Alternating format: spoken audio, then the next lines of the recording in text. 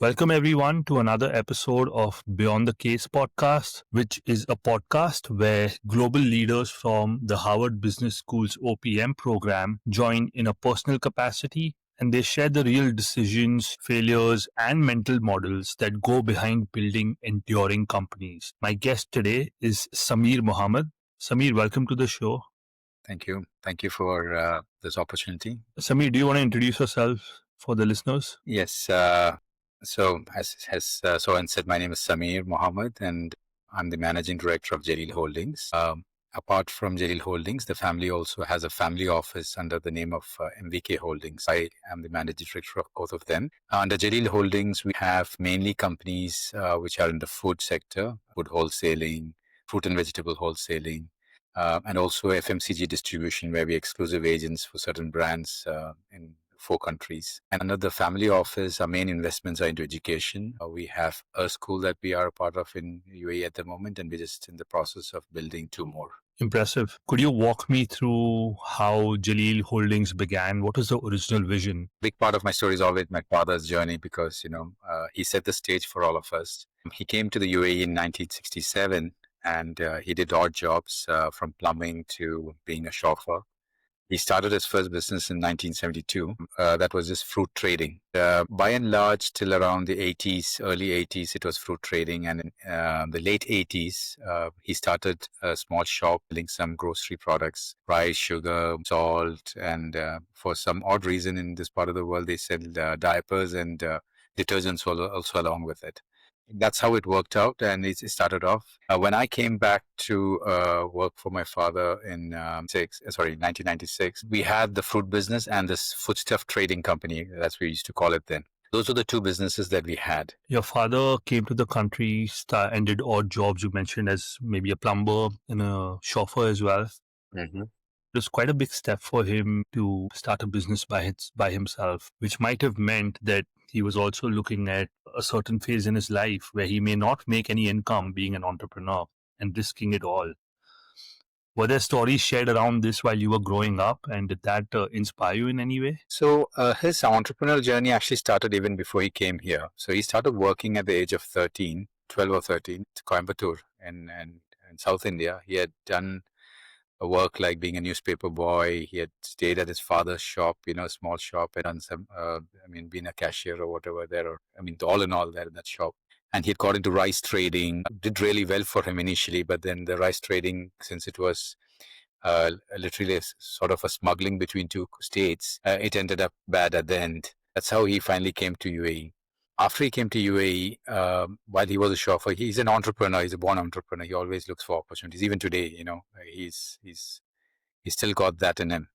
So when he came to UAE, he started working, but his heart was always where his trading skills, etc., had to be used. So when he saw opportunities of fruits being sold from his boss's farm, he went and found out where it was sold, and then he decided to pursue that interest. And it was his boss's wife who actually gave him some money to buy his first truck. And that's how he started it off. As someone who joined later, how did your father's values as a founder and his operating principles influence your own view of the business and leadership? Yeah, so couple of things in hindsight today, when I look at it, there are a lot of things that were there in place, though I did not realize those things in those days when I joined the business. One thing was that, he was a people person. He took very good care of his employees. I was told that there was a time when even toothpaste was supplied free to them. Everything was given, food, everything was given free at one point in time. Stay was free for them. So that's the way he built up his, the culture of the company. They were taken care of, and their children's education was taken care of. A lot of them, if they couldn't afford, he would pay their, school fees. He's a big proponent of education. He made sure that we went to good schools. He made sure all the people that he knew send their children to good school. He'd go the extra effort. For example, he would enroll the child and he would keep a check on how well the child is doing in school. So these are things which, when I came in, I just found that everyone was so fond of him and they were so loyal to him. And it took me a long time to understand that, he had done a lot to make that happen. Another thing about him was that he was very empowering. I was only 20 when I joined the business. And in 5 years, my predecessor, my father's cousin who was running the business, left the company. He just left it to me. So I remember that while my uncle was there in the business also, he empowered him quite a bit. He let him do what he wanted to do. He only advised him on certain things and came in when he needed him to be there. These are things traits which, we talk about a lot, saying empowering, delegating, etc. But he actually walked the talk on these things and being very good to his employees, etc. What was the biggest challenge for the second generation, which is you, when you were inheriting or evolving a 50-year-old business? See, one of the biggest challenges I've had is that my father is a serial entrepreneur. To fill his shoes is not easy. Even today, if he's in a good mood and he gets out, he is always looking for new business opportunities. I'm someone who prefers to manage and perfect what is there. And so that's always a challenge when you come in. Second is that as a young lad, when you come in and you really don't know much, and the people around you have been doing it for a decade or so, to work with them to get their acceptance is hard, because what's your qualification? You come in just because you're the boss's son, right? And okay, you've had a fancy degree from somewhere they've never been to, but that does not automatically make you put you in a position where you can advise or steer them in the right direction. Luckily for me, I did not jump in and fire people or bring in more educated people, etc. I was fortunate, that some sense prevailed and I worked with them. And over the years, I gained their trust. We did one thing at a time and improve things. So when I say working with them and all, I just want you to understand. So when I was in college and I was coming back in '95, email was already there. We had seen a lot of technology already in the US at that time. I came in here back to Dubai. At that time, there were not very many people in my organization who could even type a letter. Having to work with people who you feel at times are not seen the world, not done a lot of things, was a bit hard initially for me. I realized over a period of time that they knew a lot of things which I did not know. Luckily, I could work with them and set things in place. So the challenge was coming in, not knowing things, getting accepted by them, and filling in a large shoe, which is your father's capabilities or the drive and energy that he has. Filling that was a challenge. Over the decades, Jaleel has diversified far beyond fruits in FMCG, food processing, wholesale. What prompted the diversification, and how do you decide which verticals to enter? Yeah, so as I said, my father, he's a serial entrepreneur, and there are a lot of businesses that we did along the way. It's just that I was not able to make them profitable or keep them, and it didn't make sense to me, so I had to close them down. Because he just kept going and trying out new things. He would start them and say, look after it. Or, he would just say that we need to do this. And with my nature where, I would just keep on just trying to improve what I'm doing, I knew that I had to also try things. So it was a balance between those two. So the two businesses that we have today, which we got into after that, were actually the distribution business, which is the FMCG, was started by me. My predecessor had already signed up a brand after I came in, after 8 months when we started distributing that brand. So it was not something totally new. It was just an extension of what we were doing, but we spun that off as a different company. Then we got into the packaging / manufacturing unit in Ras Al Khaimah, which was actually a joint venture with one of our principals because they needed the product here.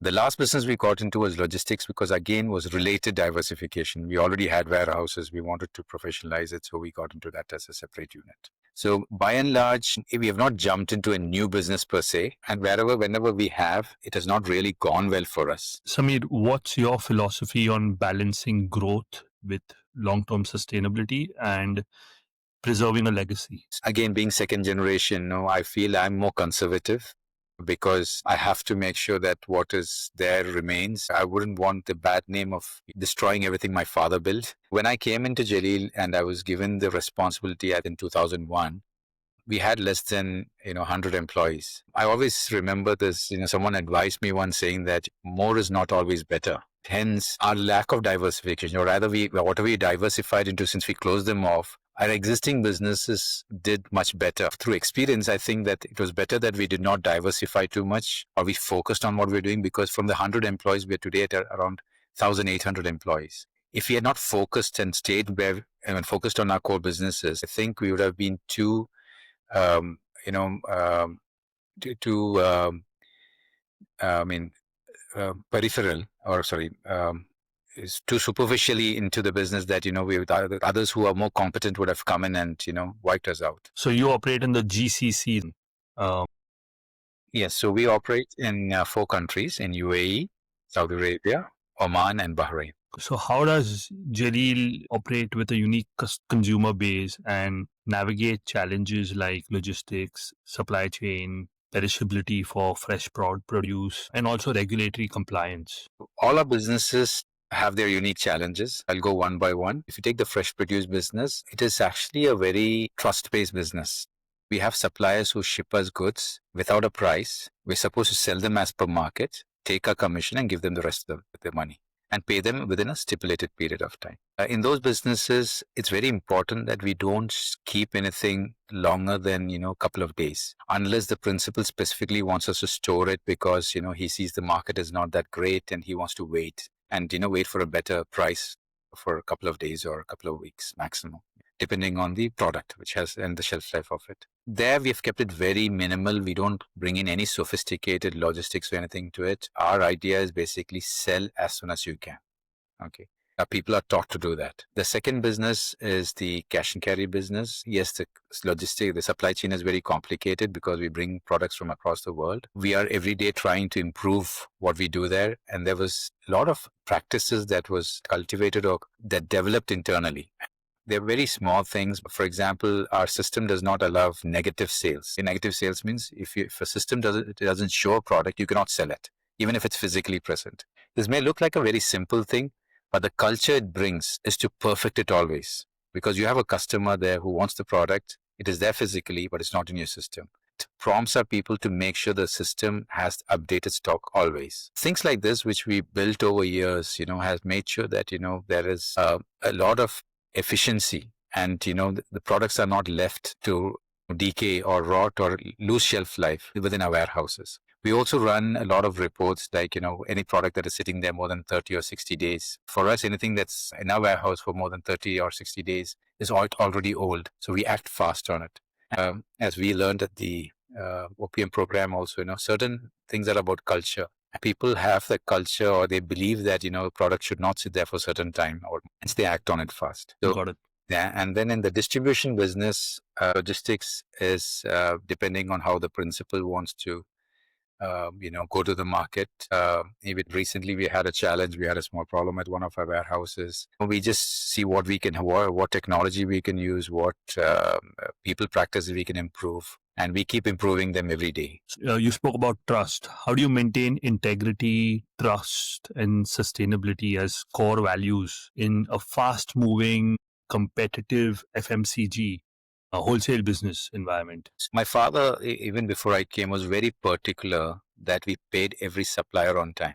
There's a general trend in the market where, you request for a 60-day payment. And then when they call up, we say it's gone for auditing, it's gone for this. And you delay it by another 10, 15 days and then have the check ready and give it to them. But at Jaleel, my father was very particular that, if he said 60 days, on the 60th day, the check should be ready.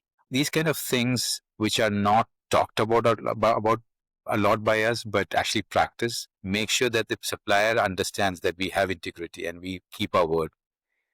There are a lot of cases where my buyers just WhatsApp our suppliers and book certain products and the market sometimes drops. Like at COVID time, I remember we had around 30 containers of oil that we had just booked. With COVID here and the restaurants all closed, 18-liter oils don't move. We were thinking what to do with it. I called the supplier up and requested, can you do something about it? He said, I'm sorry, I have already done my deal. So if you would back out of it, I will lose whatever margins are there in it, or I'll lose it. The entire amount. Instead of just stepping back or backing out of that deal, we actually worked with him and over the next 2 months took the entire quantity at the same price. Legally, there was nothing other than a WhatsApp message. These kind of things, instances happen here and there. We come across situations and it's very evident to employees that we stand by it and we do not, back out of such promises. Does Jaleel leverage technology such as data-driven inventory management or any logistics warehousing software? And if yes, how has that impacted your efficiency and reliability? For our size, we're one of the first companies to go on to and use SAP as a software. We did that in 2009. It was very beneficial to bring more controls. When you go to a technology base which is that high or that advanced, a lot of costs that are associated with it. We have done that in an early stage. There are certain times when it has been a disadvantage. There have been times when it has been a big advantage also. But recently, I've been more cautious, especially after the OPM program, where small things culture can make a lot of difference rather than just big technology. Mhm. I've learned that it's not necessary that you have to buy the biggest or the best in technology. Data driven is something I've been pushing hard within the organization, and I've not been able to progress it quite a bit, but I've understood again that it has to be done in smaller steps. A big leap is not a good idea when it comes to such things. We have actually recently implemented warehouse management, EWMS, at our warehouse. We have faced a lot of challenges. I'm hoping that it'll all settle in by this month and it'll do well for us. So yes, we have been in the forefront in using technology, but I always today after my experiences, I always tell people that you should be cautious. You should only go for them when you're culturally ready. Even data-driven things, you need to have people, and it's a step at a time. What advice would you give the next generation of leaders that are about to grow a family-owned business without losing their core values? People are very important. That's all I've got to say. I've had challenges in a lot of places where I had to build a new company or when you take over a new operation, build a team. That's when I realized how gifted I was when I came into Jaleel. I had a whole set of people who we did not have to mentor or anything. They were so loyal. They were so dedicated. I would always say that a lot of them were more loyal to the company than I was. When I came into Jaleel, we were writing our invoices on paper.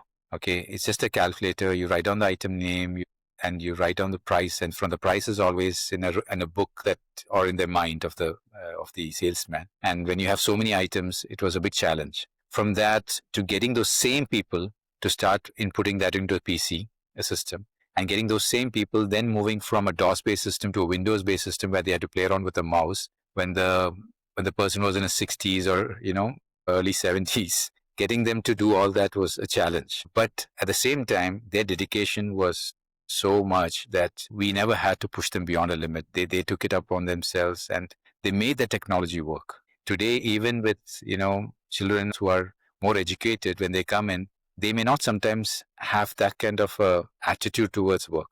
So getting them to change that or getting them to be so dedicated, or it's a bit challenging. We did the OPM program Unit 1 together. What made you decide that, hey, you should apply to OPM? So there was a time when I thought I'd done all I could, and then we went and applied for an award. It was called the Dubai Quality Award, just to check where we stand. We came out with flying colors on that. We made a lot of changes just to adapt to it. That was the appreciation award first. Then we went for a quality award also. Around 2 years back, I started realizing that I have no newer ideas. And I felt that, I was not able to contribute to the business much at all. That's when I started looking out for a program, and I kept looking out once in a while and finally found OPM. It was just a self-research. I did talk to one or two friends and they also suggested the same program. So it was coincidental. Then I applied for it. Is there a moment from OPM that has stayed with you, or any case or any professor that you still think about? Yeah, for me, the operations classes stuck more because I think I'd left Dubai for hour at a time when one of my businesses the logistics business was in a crisis. Everything there, directly related. It was very important for me to understand a lot of those things and relate to them and find a way out of it also.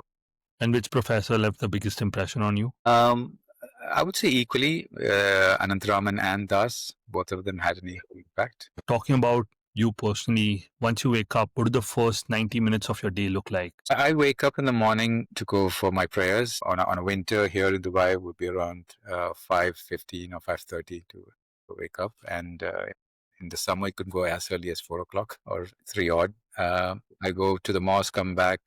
Usual days, I try then to go for a walk or I do some stretching exercises. I try to read a bit of the Quran and then I get on with my work. Or if it's summer, I go back to bed a bit. Since running your business, are there any principles you've accumulated on what not to do when running a business? I've learned the hard way that you should never make decisions for the short term. They should always be for the long, because at my level, it's all decision making, right? Because I'm the head of the business at the moment. So that decision making should always be more for long term. I have made an error at times thinking that technology can replace people, or rather that, you'll become less dependent on people if there is technology, but that's never the case. People are as important irrespective of what technology you bring in, and their importance only grows because before, when one person had an effect of X, with the technology in place, he's going to have an effect of 2X or 10X, depending on the kind of technology you've brought in. People are always going to be important, and I don't think that's going to change. Is there a book that has left an impression on you that you'd like to recommend? For me, Built to Last by Jim Collins was a book that reaffirmed a lot of things I believed in, which made sure that I corrected a lot of things that I had a gray area around, or rather gave me facts, because I always had this thing about long term, and I sometimes felt when I was around people to be too theoretical. After reading that book, I knew that, if I stuck to that, I would win in the long term. Look, Samir, thanks for your time. That's all I have today. I appreciate you coming on and giving us some bits of wisdom here. Thank you so much for having me.